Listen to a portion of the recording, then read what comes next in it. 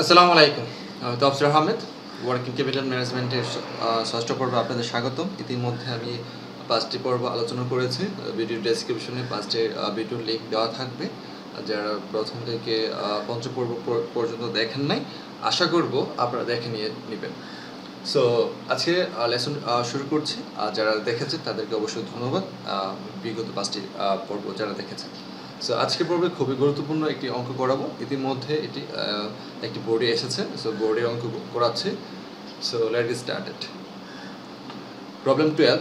তো তাহলে যেহেতু 12তম অঙ্ক করছে, ইতিমধ্যে আমি 11টি অঙ্ক আলোচনা করেছি বিগত 5টি পর্বে। অবশ্যই খুবই গুরুত্বপূর্ণ অঙ্কগুলো আলোচনা করেছি এবং অধ্যায়ের ডিটেলসগুলো আলোচনা করেছি। অবশ্যই আপনারা দেখে নেবেন। The following information is available for the cost data of Acme Limited. Level of activity 1,04,000 unit of production per year. তাহলে Acme Limited প্রত্যেক বছর 1,04,000 ইউনিট উৎপাদন করবে, এরকম তথ্য দেওয়া আছে। Per unit cost raw materials এটি টাকা 80, আর ডিরেক্ট লেবার্স টাকা 30, ওভারহেড টাকা 60, total cost 1,170, profit per unit 30, selling price per unit 200। এই হচ্ছে কস্ট তথ্য এবং সেল তথ্য। অ্যাডিশনাল ইনফরমেশন দেওয়া আছে এখানে, রোমান 1 to 8 পর্যন্ত দেওয়া আছে। Raw material stock on an average 4 week, working process 50% complete stage, working process ইউজে 50% থাকে। সো ওয়ার্কিং প্রসেস আছে 2 weeks, finished goods in stock 4 weeks, debtor are allowed 8 weeks, creditor allowed 6 weeks, lag in payment of wages 6 weeks, 2 weeks, lag in payment of overhead 2 weeks, minimum cash balance requirement 4,40,000. So cash balance দেওয়া আছে তথ্যে, বিগত অঙ্ক তথ্য দেওয়া ছিল না। So খুবই গুরুত্বপূর্ণ। সো আমি বলেছিলাম এখানে অঙ্ক করার আগে, স্টেটমেন্ট করার আগে 2 ধরনের ক্যালকুলেশন করে নিতে হবে। একটা হচ্ছে সিপি আর একটা হচ্ছে সিপিইউ। সিপি হচ্ছে কনভার্সন পিরিয়ড, আর একটা হচ্ছে cost per unit, CPU. So conversion period যাদের আছে তাদের কস্ট পার ইউনিট বের করতে হবে, যাদের সিপি আছে তাদের সিপিইউ বের করতে হবে। এখানে যাদের সিপি আছে এগুলো হচ্ছে সিপি, যেগুলো টাইম দেওয়া থাকে। সিপি হচ্ছে কনভার্সন পিরিয়ড, অর্থাৎ রূপান্তর সময়টা লাগে। সো যাদের টাইম আছে তাদের কস্ট পার ইউনিট বের করতে হবে। So you are required to make a statement of working capital requirement for next year showing investment in inventory after current asset and separately. So ইনভেন্টরিগুলো সেপারেটলি দেখানো বলেছে। So separately তথ্য দেওয়া আছে, raw materials, working process এবং finished goods. So আমাদের inventory 3টি অংশ, একটি হচ্ছে র মেটেরিয়ালস, একটা হচ্ছে ওয়ার্কিং প্রসেস যেটাকে সংক্ষেপে বলা হয় WIP, আর একটি হচ্ছে ফিনিশড গুডস মানে সমাপ্ত পণ্য। সো আমরা তথ্য থেকে করে নিচ্ছি। অ্যানুয়াল প্রোডাকশন ইউনিট হচ্ছে 1,04,000, আমরা প্রথমেই পেয়ে গেছি অ্যানুয়াল প্রোডাকশন ইউনিট এপিইউ। তারপর হচ্ছে আমাদের 2 ধরনের ক্যালকুলেশন করে নিতে হবে, একটা হচ্ছে কনভার্সন পিরিয়ড যেটাকে বলা হয় সিপি, তারপর হচ্ছে কস্ট পার ইউনিট। যাদের সিপি আছে তাদের কস্ট পার ইউনিট বের করতে হবে, যাদের সিপি নেই তাদের কস্ট পার ইউনিট বের করার প্রয়োজন নেই। সো আমাদের দেখতে হবে কাদের কাদের আছে।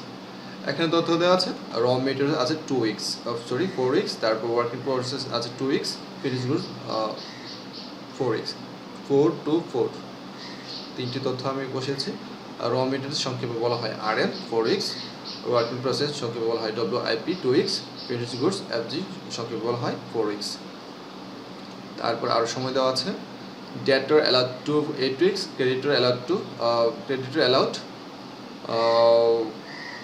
debtor are allowed for 8 weeks, creditor allowed 6 weeks, lag in payment 2 weeks, lag in payment of wages 2 weeks, lag in payment of overhead 2 weeks. So 8, 6, 2, 2.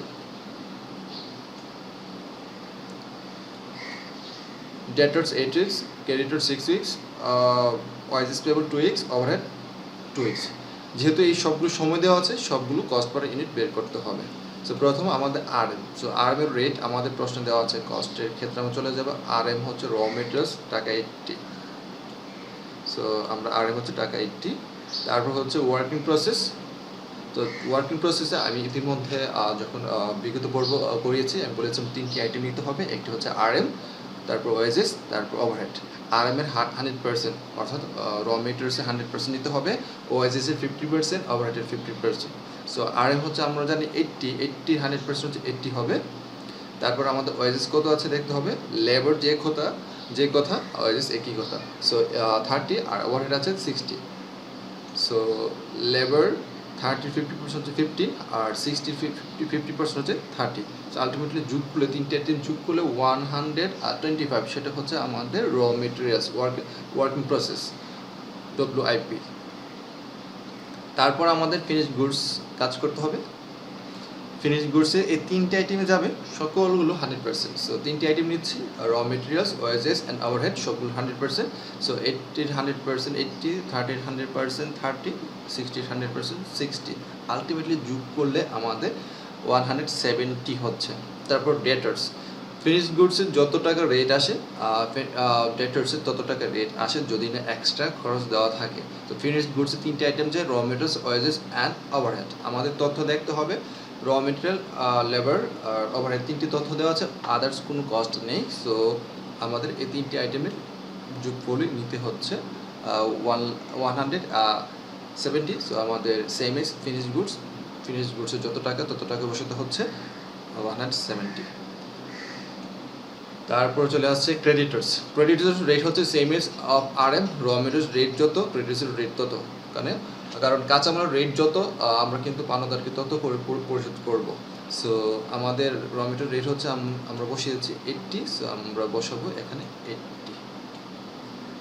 Wages payable, ওয়েজেসের rate দেওয়া আছে, ওভারহেড রেট দেওয়া আছে 30-60, আমাদের তথ্য দেওয়া আছে, এই যে তথ্য বলা আছে, ওয়েজেস লেবার হচ্ছে 30 আর ওভারহেড হচ্ছে 60। এই হচ্ছে আমাদের যাদের সিপি দেওয়া ছিল তাদের সিপিইউ বের করেছে। দুই ধরনের ক্যালকুলেশন আমাদের শেষ। এখন আমাদের statement of working capital requirement বের করতে হবে। সেক্ষেত্রে ডিটেলস ক্যালকুলেশন অ্যামাউন্ট দিতে হবে। সো ক্যালকুলেশনে আমাদের ফর্মুলা হচ্ছে এপি হচ্ছে অ্যানুয়াল প্রোডাকশন ইউনিট, সিপিইউ হচ্ছে কস্ট পার ইউনিট। ইতিমধ্যে আমরা ক্যালকুলেশন করেছি, সিপিইউ ক্যালকুলেশন করেছি। দুই ধরনের ক্যালকুলেশন, সিপিইউ এবং সিপি। সো যেহেতু এখন তথ্য দেওয়া আছে সবগুলোর উইকলি তথ্য দেওয়া আছে, তাহলে আমাদের নিচে রাখতে হবে, আমার যদি মান্থলি তথ্য দেওয়া থাকে তাহলে 12 দিয়ে ভাগ করতে হবে। আর যদি আমাদের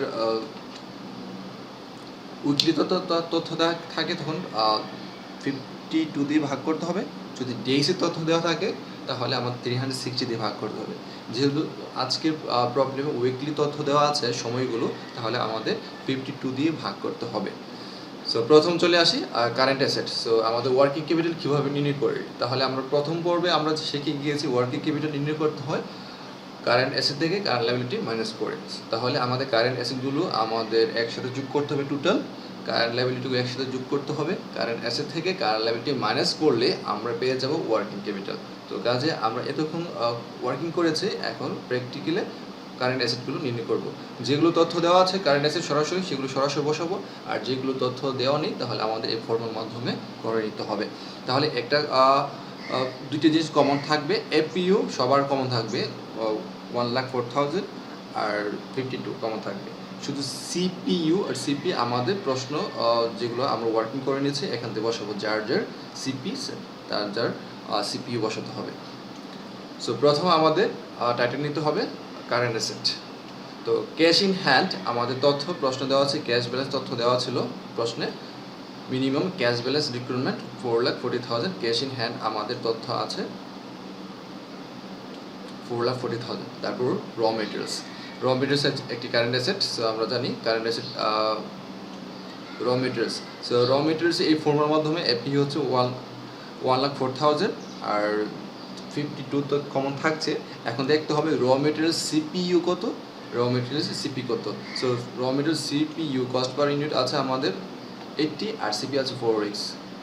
সো আমাদের বসাতে হবে 80 এবং 4। আলটিমেটলি এই অংশ গুণ ভাগ করলে আমাদের পেয়ে যাব 6,40,000। তারপর চলে আসছে ওয়ার্ক ইন প্রসেস। সো এই দুইটি আইটেম তো কমন থাকবে বলেছি, এপিইউ এবং 52। তাহলে আমাদের দেখতে হবে ওয়ার্কিং প্রসেসে সিপিইউ কত, সিপি কত।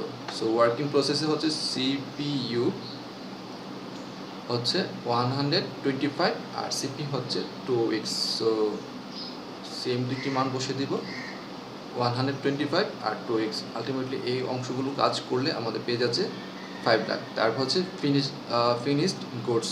ফিনিশড গুডসে আমাদের তথ্য দেখতে হবে।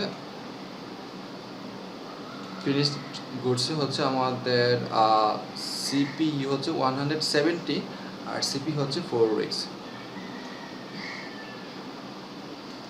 সো এখানে আমাদের আমি বলেছিলাম এফপিইউ তো 1,04,000 থাকবে, 52 থাকছে, শুধু সিপি হচ্ছে 170 আর সিপি হচ্ছে 4। আলটিমেটলি এই অংশগুলো গুণ ভাগ করলে 13,60,000 পেয়ে যাচ্ছি। ডেটর্স অথবা অ্যাকাউন্ট রিসিভেবল একই কথা। সো আমাদের দেখতে হবে ডেটর্সের সিপিইউ হচ্ছে 170 আর সিপি হচ্ছে 8 উইকস। সো 170 8 উইকস আলটিমেটলি গুণ করলে 27,20,000। আমাদের আর কোনো কারেন্ট অ্যাসেট নেই, সম্পূর্ণ কারেন্ট অ্যাসেটগুলো যোগ করলে 56,60,000 টোটাল কারেন্ট অ্যাসেট, সেটাকে আমরা এ দ্বারা প্রকাশ করছি। তারপর আমাদের বের করতে হবে কারেন্ট লায়াবিলিটি। কারেন্ট লায়াবিলিটি প্রথমে হচ্ছে ক্রেডিটর্স অথবা অ্যাকাউন্ট পেয়েবল। তো আমাদের 104 হচ্ছে এফপিইউ, 52 কমন থাকছে। এখন দেখতে হবে ক্রেডিটর্সের সিপিইউ কত, সিপি কত। সো ক্রেডিটর্স 6 উইকস এবং 80। সো 80 এবং 6 উইকস আমাদের বসাতে হবে ক্রেডিটরের ক্ষেত্রে। ক্রেডিটর্স 80 এবং 6 উইক বসিয়েছি, সিপি হচ্ছে 80 আর সিপি হচ্ছে 6। আলটিমেটলি এই গুণ ভাগ করলে 9,60,000। তারপর হচ্ছে আমাদের wages, direct wages payable. Direct wages পেয়েবলে আমাদের দেখতে হবে ওয়েজেস পেয়েবলে আছে 30 এবং 2 উইকস।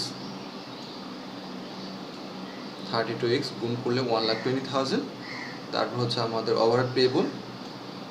ওভারহেড পেয়েবলে আছে আমাদের 60 এবং 2 উইকস। 60 এবং 2 উইকস গুণ ভাগ করে 2,40,000। এই হচ্ছে আমাদের কারেন্ট লায়াবিলিটি। তিনটি কারেন্ট লায়াবিলিটি যোগ করলে আমাদের টোটাল কারেন্ট লায়াবিলিটি বি দ্বারা প্রকাশ করতে হবে। প্রকাশ করছি আমরা 13,20,000। আমাদের টোটাল কারেন্ট অ্যাসেট পেয়ে গেছে, টোটাল কারেন্ট লায়াবিলিটি পেয়ে গেছে। এখন নেটওয়ার্কিং ক্যাপিটাল হচ্ছে টোটাল কারেন্ট অ্যাসেট থেকে টোটাল কারেন্ট লায়াবিলিটি মাইনাস করতে হবে। যেহেতু আমরা টোটাল কারেন্ট অ্যাসেটকে এ দ্বারা প্রকাশ করেছি, টোটাল কারেন্ট লায়াবিলিটিকে বি দ্বারা প্রকাশ করেছি, এম-বি। নেটওয়ার্কিং ক্যাপিটাল সমান হচ্ছে এম-বি। অর্থাৎ আমাদের 56,60,000 থেকে 13,20,000 যদি মাইনাস করি তাহলে আমরা পেয়ে যাচ্ছি 43,40,000। অ্যাড কন্টিনজেন্সি অথবা মার্জিন অনেক সময় প্রশ্ন দেওয়া থাকে। 10% of net working capital, 10% of gross working capital বলা থাকে। সো যেহেতু আজকের প্রশ্নে কোথাও বলা নেই কন্টিনজেন্সির কথা, এখানে বলা নেই। সো যেহেতু বলা নেই তাহলে আমাদের এখানে বসাতে পারছি না।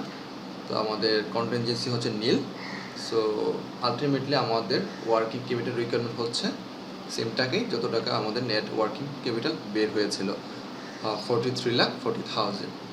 সো আশা করি বুঝতে পেরেছেন ওয়ার্কিং ক্যাপিটাল স্টেটমেন্টটা কীভাবে করতে হয়। ইতিমধ্যে আমরা 5টি পর্ব আলোচনা হয়ে গেছে।